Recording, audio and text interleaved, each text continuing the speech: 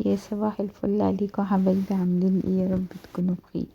النهارده بقى نعمل مع بعض كده كشري بطريقة سهلة وبسيطة ومن غير مواعين، هو كله في حلة واحدة كده، وان شاء الله مش هياخد معانا وقت، يعني بسرعة بسرعة هنعمله ونخرج من المطبخ من غير مواعين كمان. يلا بينا نخش على الطريقة.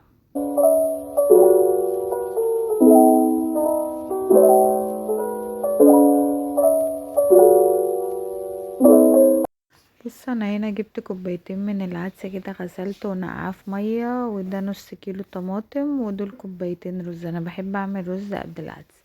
ودي بصلايه كبيره كده بشرتها، ومعلقه توم. هحط هنا على البصلايه اللي انا بشرتها، انتوا عايزين اكتر براحتكم، بس هي كانت بصله كبيره. حطيت معلقه نشا ومعلقه دقيق، وهقلب كده كله حلو مع بعض، وهسيبه على جنب. في حلة بقى احط شوية زيت وتوم، عشان ايه؟ نبدأ بالصلصة كده ونخلصها.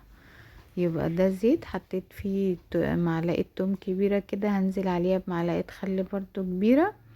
وبعدين هنزل بالطماطم كده اول ما التوم ياخد لون.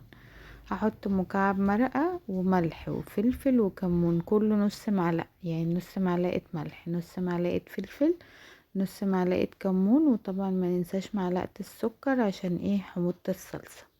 خلاص كده خلصنا الصلصة، هي ما خدتش معانا وقت زي ما انتوا شايفين.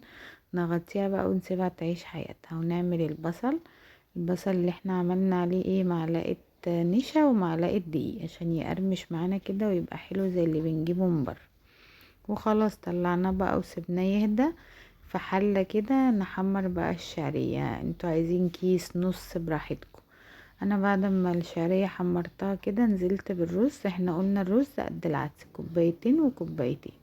تمام، بس العدس لازم يبقى منقوع قبلها عشان يستوي، يعني لازم يبقى ايه؟ منقوع حبة حلوين كده، مش اقل من 4 ساعات. يا اما لو مستعجلين يبقى ادوله غلوة على النار كده يخش في السوا، وتعملوا بقى الخطوة اللي انا بقولكوا عليها دي. بس وحطيت بقى مكعب مرق، هحط معلقة كمون ومعلقة فلفل ومعلقة ملح. يبقى حمرنا الشعرية الاول، وبعدين نزلنا عليها بالرز، وبعدين العدس ومكعب المرقة وملح وفلفل وكمون. بس هنغطيه بقى بالمية، بس ما نكترش المية عشان العدس ايه؟ بيدي مية.